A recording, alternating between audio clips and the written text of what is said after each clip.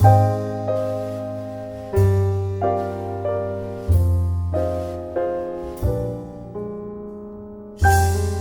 meus amigos, mais uma vez sejam todos muito bem-vindos à aula de Física, 10ª classe. Vamos refletir neste tema novo. Eu sou o professor Sindic, ok? Vamos refletir neste tema novo que se chama oscilações. Vamos refletir num movimento harmônico simples, ok?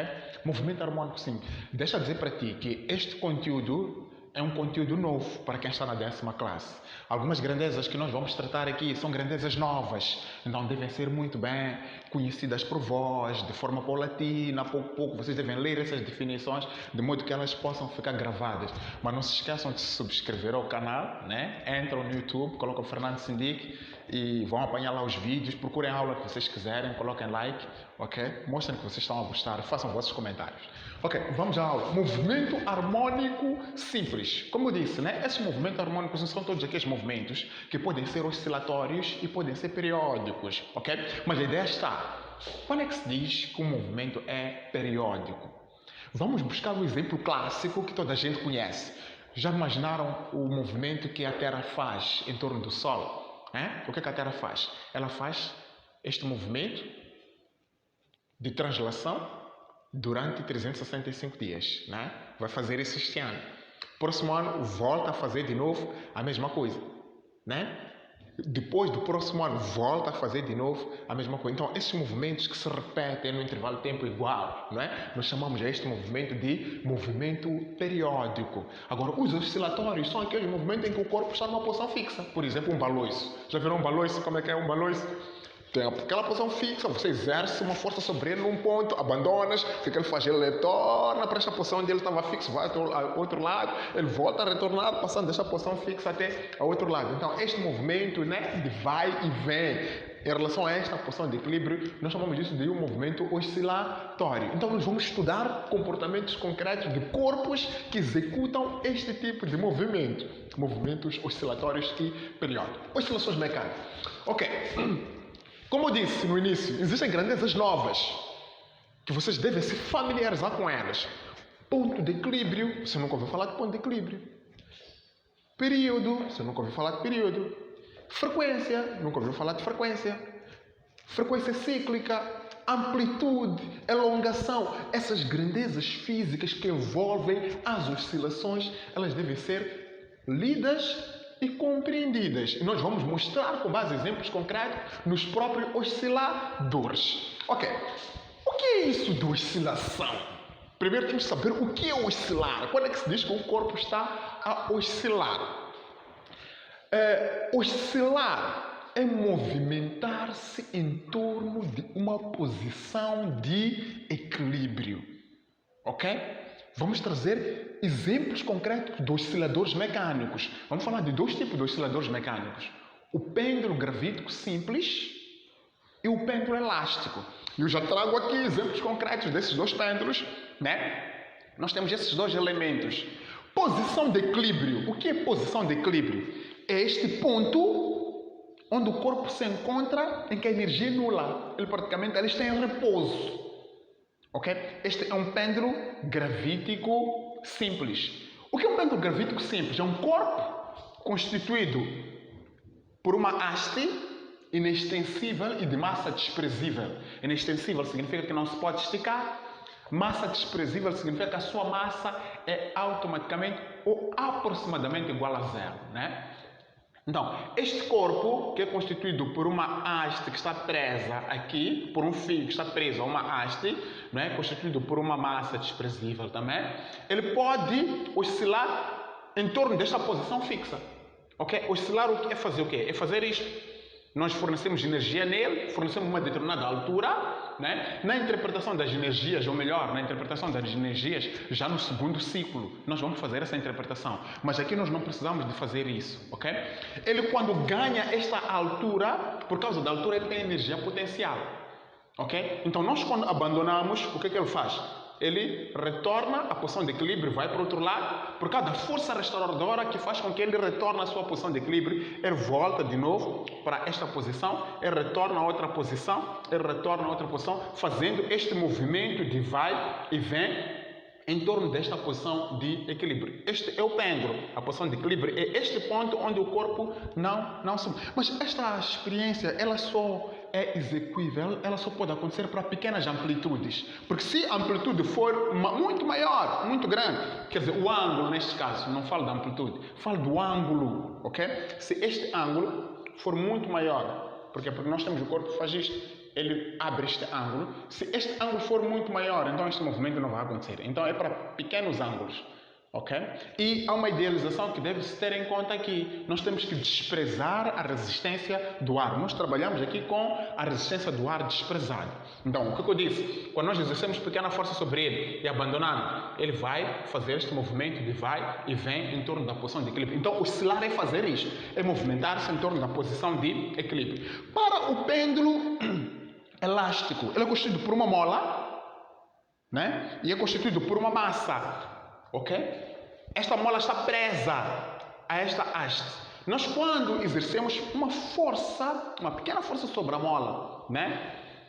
Assim, e abandonamos, o que é que faz? Há uma força contrária que é exercida pela mola, neste caso, que tende a retornar a mola à sua posição de equilíbrio. Então, ele passa da posição de equilíbrio, vai para cima, depois há uma força contrária que faz com que ele desce, conhecido com a força de gravidade, neste caso, com o peso do corpo. Então, ele retorna, então ele vai fazendo este movimento em torno desta posição de equilíbrio. Então, este está a oscilar, este também está a oscilar. Temos ali os dois corpos oscilando, movimentando-se em torno da sua posição de equilíbrio.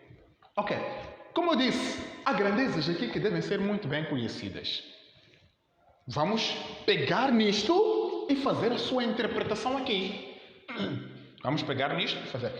Aqui nós temos o desenho de um pêndulo gravítico simples, que é uma vara constituída por um fio inextensível de massa dispersível, que é este fio, e uma massa, né, que está aqui, que é esta massa que está aqui.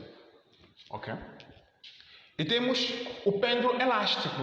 Temos uma mola, que é esta mola, e temos uma massa, ok? Então, ele pode oscilar fazendo este movimento de vai e vem, cima, baixo, cima, baixo, cima, baixo. Ok, quais são as principais características que devem ser conhecidas aqui? A primeira coisa, que é o ponto de equilíbrio.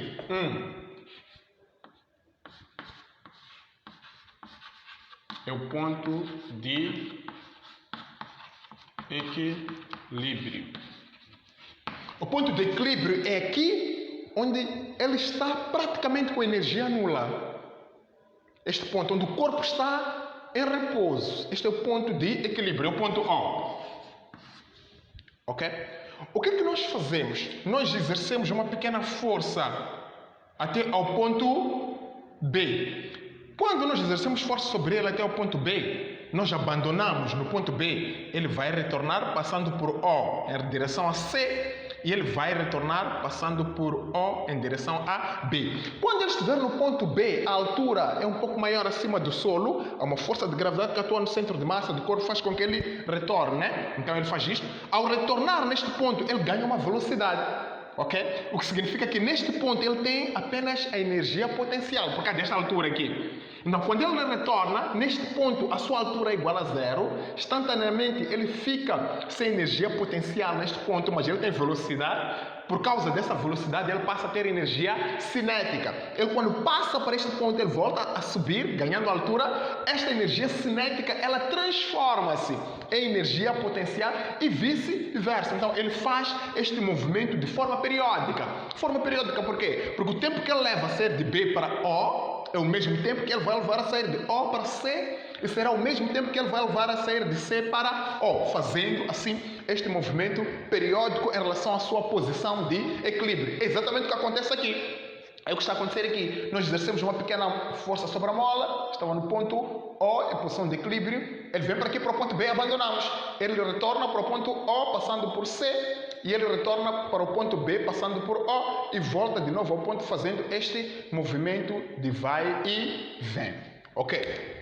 Agora, como já sabemos que é ponto de equilíbrio 2, o que é que tem que ser conhecido aqui? Amplitude. Esta é a primeira característica. Amplitude. Amplitude. Ok? Nós representamos a amplitude pela letra A. A amplitude é representada pela letra A.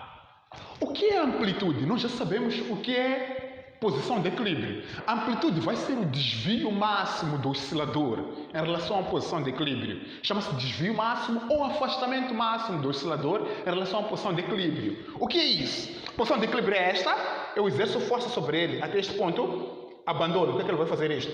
Ele vem até este ponto, vem até este ponto, vem até este ponto, vem até este ponto. Então, afastamento máximo é deste ponto da posição de equilíbrio até aqui. Né? Então, essa distância da posição de equilíbrio até ao máximo em que este corpo alcança, nós chamamos isso de amplitude. Aqui também teremos isto, nós exercemos força sobre ele, faz isto. Né? A distância da posição de equilíbrio até ao ponto máximo em que ele oscila, também chamamos de amplitude. Vamos ver aqui. Posição de equilíbrio, este ponto, ele faz um desvio máximo até este ponto. Então, essa distância do ponto O até o ponto B, nós chamamos de amplitude.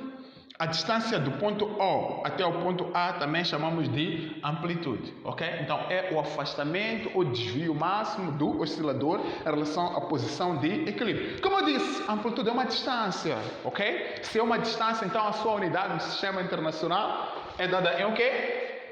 É a mesma coisa que espaço que este corpo vai percorrer, é dada em metros. Sua unidade do sistema internacional é dada em metros. Ok, como é que nós vamos poder calcular esta amplitude? Ok, como é que nós vamos poder calcular esta amplitude? Não, se nós temos a distância que parte de C a B, para termos a amplitude temos que dividir por 2, que é a metade. Então, neste caso, a amplitude vai ser igual à distância CB sobre 2. Ok? Mas também, se nós temos a distância OB ou a distância OC, já temos o valor da própria amplitude. E também podemos dizer que a amplitude vai ser igual à distância OC e também é igual à distância OB. Ok? Então, essas são as duas grandes maneiras que nós temos, né? As duas grandes formas que nós temos de determinar a amplitude. Ok, terceira característica para a amplitude é a elongação. Elongação. O que é isso de elongação? Contrariamente à amplitude, que é o desvio máximo em relação à posição de equilíbrio, que é este desvio máximo, ele desvia-se maximamente até aqui este ponto. A elongação vai ser o quê? Para ele chegar aqui neste ponto máximo, ele vai ter que passar por pequenos pontos. Pequenos pontos, até alcançar o máximo. Então, este afastamento instantâneo ou momentâneo do oscilador em relação à posição de equilíbrio, nós chamamos isso de elongação. Elongação é o afastamento instantâneo do oscilador em relação à posição de equilíbrio. Observamos mais uma vez aqui o que vai ser a elongação.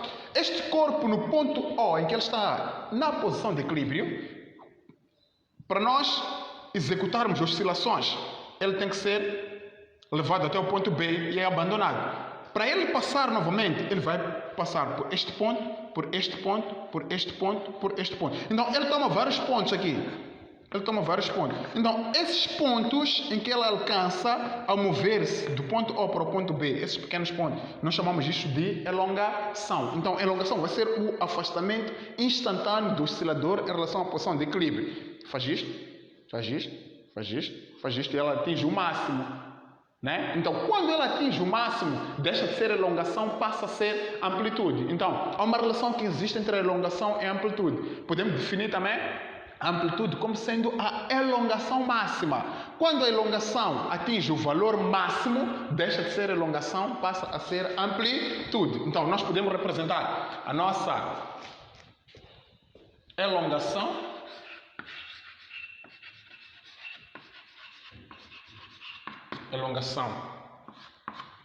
vamos representar pela letra X, sendo também uma distância momentânea ou instantânea. A sua unidade no sistema internacional vai ser dada em metros, ok? Esta é a segunda característica. A terceira característica é o período.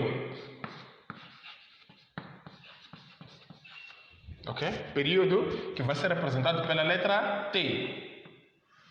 Tema isso. O que é período? Você não pode definir período sem conhecer o conceito de oscilação completa. Você tem que saber o que significa, primeiro, oscilação completa, para você saber o que significa período. O que é uma oscilação completa? Ok? Vamos supor que este corpo ele é movido até este ponto e ele é abandonado. Quando é que ele faz uma oscilação completa? Ele faz uma oscilação completa quando ele parte deste ponto que ele foi abandonado até a outro extremo e ele retorna à sua posição inicial. Então fez uma oscilação completa. Ok? Aqui teremos isto. No pêndulo de mola, abandonamos. Ok? Quando ele faz uma oscilação completa, ele faz uma oscilação completa quando ele vai para cima e retorna à sua posição de equilíbrio. Ele vai para cima e retorna à sua posição de equilíbrio. Ao sair deste ponto até no seu ponto, no seu extremo máximo e retornar à sua posição de equilíbrio, então ele fez uma oscilação completa. Vamos ver aqui no nosso oscilador. Nós exercemos força sobre o corpo até o ponto C e abandonamos. Ele tem que oscilar até o ponto B, que é o extremo, e retornar ao ponto C. Fez uma oscilação completa. Do ponto B, se ele partisse do ponto B, tem que vir até o ponto C e retornar ao ponto B. Ele fez uma oscilação completa. Se ele sai do ponto O, tem que ir ao ponto B, retornar ao ponto C e voltar de novo ao ponto O. Se nós formos a dividir essas distâncias em quadrante, este seria o primeiro quadrante. Ele faz daqui para aqui o primeiro quadrante. Daqui para aqui ele faz o segundo quadrante. A retornar de B para O faz o terceiro quadrante. E retornando de O para C faz o quarto quadrante. Então, automaticamente, para ele fazer uma oscilação completa, ele tem que fazer os 4 quadrantes. Tem que fazer 1, 2, 3 e 4. Ok, então, definindo o período como o tempo necessário para o oscilador realizar uma apenas oscilação completa, como calcular? Então, logo, o período vai depender do tempo, porque ele tem que fazer 1, 2, 3, 4. Então, se nós temos o tempo que ele leva de O para C, temos que multiplicar esse tempo por 1, 2, 3 e 4. Então, vai ser o tempo que o oscilador gasta a mover-se de O para C, vezes 4. Esta é a primeira condição. Ok? A segunda condição, o período também será igual ao tempo que ele leva a sair do ponto O para B. Tempo O para B, vezes também 4. E também temos período, vai ser igual. Se nós temos o tempo que ele leva a sair de C para B, então esse tempo nós temos que multiplicar por 2. Não teremos o tempo CB ou BC, tempo CB vezes 2. Então, essas são as diferentes maneiras que nós temos, né? Que no fundo são exatamente a mesma coisa, para determinar o período, como sempre, o tempo necessário para o oscilador realizar apenas uma oscilação completa, ok? Então, o que significa aqui? Se daqui para aqui ele leva um segundo, se do ponto C para o ponto O ele leva um segundo, então o período vai ser igual a 4 segundos. Será 1, 2, 3, 4. Se do ponto C para o ponto B ele leva um segundo, então leva um segundo a vir para o ponto B e leva um segundo a vir para o ponto C. Então vai ser igual a 2. Se do ponto C ao ponto B ele leva 2 segundos, então o período será 2, 4. Se daqui para aqui, do ponto C ao ponto O, leva 2 segundos, vai ser 2, 4, 6, 8. Então o período vai ser igual a 8. Ok? Então a unidade de período, sempre o tempo necessário para o oscilador realizar uma oscilação completa, então a unidade de período no sistema internacional vai ser segundo. Então logo a unidade do período no sistema internacional é igual a segundos. Vamos dar continuidade a mais uma grandeza. Temos, para além do período, temos a frequência. 3. Frequência.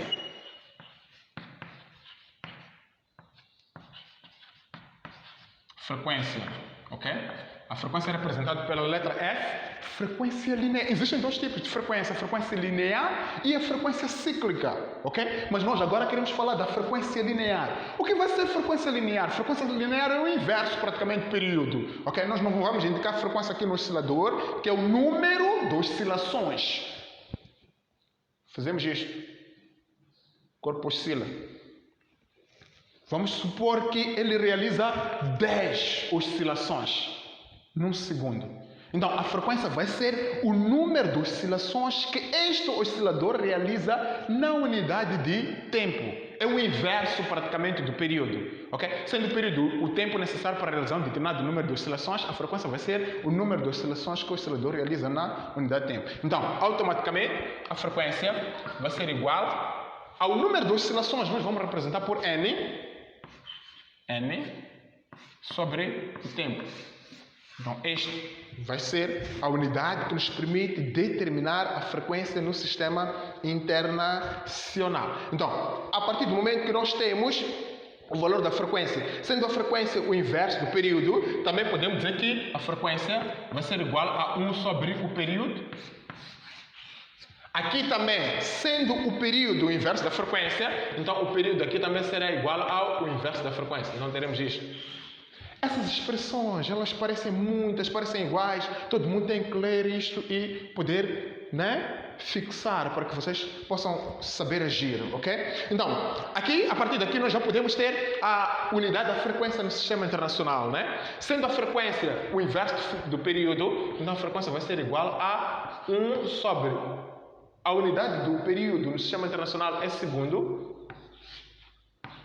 Então, 1 sobre segundo, isto dá uma nova unidade que se chama hertzes, ok?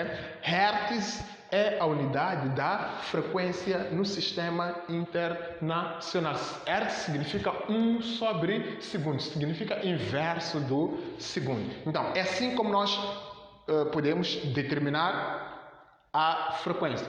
A última grandeza que nós temos que analisar aqui, tem que ser muito bem percebida também, é a frequência angular. A frequência angular. O que é isso de frequência angular? Ok? Nós, para podermos definir a frequência angular, chama-se frequência angular ou frequência cíclica, nós temos que... Este movimento tem uma relação muito intrínseca com o movimento circular. Ok? Movimento circular. Movimento que a Terra faz em torno do Sol. Este movimento é circular. O movimento que um carro faz a descrever uma rotunda. Ok? No movimento circular, nós temos aquilo que nós chamamos de velocidade angular. O que é velocidade angular? Observem para aqui. Este corpo inicialmente está aqui. Nós, quando exercemos força sobre ele até este ponto, ele inicialmente está assim, este ângulo vai abrir. O que significa que este ângulo ele pode aumentar e pode diminuir. Então, ele pode variar. Ângulo inicial para um ângulo final para pequenas amplitudes. Ângulo final para o ângulo inicial. Então, esta variação do ângulo no movimento circular, estou a falar do movimento circular, esta variação do ângulo na unidade de tempo, nós chamamos isso de velocidade angular. Esta velocidade angular, quando nós transferimos este movimento, porque no movimento oscilatório nós temos que fazer isto, Ele oscila, ela faz meia oscilação, Faz meia oscilação, como se estivesse a fazer metade do ângulo giro, que é o ângulo do movimento circular, que é 360, Então ele faz 180 apenas. Então, quando este ângulo cresce, ele varia. Então, a variação deste ângulo na unidade de tempo, nós chamamos isso de velocidade angular. Então, a frequência cíclica, ela equivale à velocidade angular. Então, o que seria a frequência cíclica? A frequência cíclica, que é representada por ômega, seria a variação do ângulo na unidade de tempo. Mas vamos fazer uma interpretação. Vamos ver. Este ângulo, ele quando varia, o que ele faz? Ele quando varia, ele vai aumentando e vai diminuindo. Ele quando faz uma volta completa, este ângulo é igual a 360 graus. Então, o ângulo de 360 graus, aqui, este ângulo de 360 graus, nós sabemos que o ângulo 180 corresponde ao ângulo π. Então, o ângulo 360 graus vai corresponder ao ângulo 2π. O que significa que Este ângulo 2π, ele é feito num tempo que corresponde a um período. Porque o tempo que corresponde ao período, que é o tempo necessário para o oscilador realizar uma oscilação completa, que seria uma volta completa, nós chamamos isso de período. Então, quando nós voltamos para aqui, esta variação do ângulo que ele faz num período seria igual a 2π, né? Que seria 180 vezes 2, né? Neste caso, que seria, estamos a falar em radianos, neste caso, a unidade de radianos. Então, teríamos variação do ângulo igual ao ângulo 2π. O tempo que ele leva a fazer este ângulo, que é 2π, este tempo que ele leva a fazer este ângulo de 2π, vai ser igual ao período. Então, a variação do tempo aqui deixa de ser variação de tempo, passa a ser o período. Então, a frequência cíclica vai ser igual. Aqui, onde temos variação do ângulo, teremos 2π. Sobre aqui onde temos variação do tempo, teremos o período. Então, esta é a expressão que nos permite determinar a velocidade angular no movimento oscilatório, neste caso, ok? Mas a partir daqui também nós podemos deduzir ainda mais. Nós já sabemos que o período, ela representa o inverso da frequência. Então, logo, podemos dizer que isto vai ser igual a 2π, vamos substituir por frequência aqui, ficamos com 2π vezes a frequência. Então, aqui, ok, teríamos a velocidade angular, neste caso, em radianos por segundo, e teríamos a frequência linear em segundo. Esta é a frequência linear e esta seria a frequência cíclica. Então, é mais ou menos isto que representa a introdução do movimento harmônico simples, que é o movimento oscilatório, neste caso é periódico. Agora, um exemplo concreto disto, vamos dar um exemplo concreto disto. Vamos supor que nós já queremos começar a usar essas fórmulas. Vamos supor que um corpo oscilante, ele faz 4 oscilações. E durante essas 4 oscilações, ele gasta 2 segundos. Então, nós queremos determinar o período, queremos determinar a frequência, queremos determinar a velocidade angular, neste caso. Ok? O que é que teríamos aqui? Okay? Não se esqueçam que este π aqui é igual a 3,14. O π usem 3,14. Ok? Então, para a linha A, período, a partir daqui, vamos para aqui. Naquela primeira definição, nós sabemos que o período seria o quê? O tempo necessário para o oscilador realizar um determinado número de oscilações. O tempo necessário para o oscilador realizar um determinado número de oscilações. Então, teremos aqui A, o período, é o tempo necessário para ele realizar um determinado número de oscilações. Então, o período vai ser igual. O tempo, qual é o tempo aqui? São 2 segundos. Ok? Número de oscilações 4. Então, o período vai ser igual a 0,5. 0,5 o que é? Segundos, neste caso. A frequência, que é B, a frequência nós sabemos que é o inverso do período. Vai ser 1 sobre o período. Então, teremos aqui 1 sobre, aqui, período é 0,5 segundo. Então, 1 dividido por 0,5, isto aqui é igual a 2 Hz. Então, a nossa frequência ali vai ser igual a 2 Hz. A velocidade angular, já sabemos, a partir daqui, a partir dessa expressão, teremos o quê? 2 vezes o π vezes a frequência. Esta é a linha C, ok? A velocidade angular vai ser igual a 2 vezes o π é 3,14 vezes a frequência. Ok? A frequência, o que é que nós teremos aqui? A frequência, qual é o valor da frequência aqui? 2 Hz. Ok? Então, isto teríamos igual a 4 vezes 3,14. O que teríamos aqui? Teríamos 4. Teríamos 3,14. 3,14 vezes 4. Teríamos 16, vai 1. Né? 4 mais 1, 5. Teremos isto 12. Então, teremos 12,56. Ok? 12,56. Então teríamos 12,56. 12,56. Ok? Então esse exercício ficava assim. Ok? Agora, o que é importante saber aqui? O que é importante saber aqui? Primeiro são as definições, depois conhecer a resolução matemática. Espero que vocês possam pegar isto, estudem, ok? Estudem porque este é um tema novo, tentem se familiarizar com o tema, resolvam o exercício. Não se esqueçam de acessar o site. E eu sou o professor Sindic. Muito obrigado.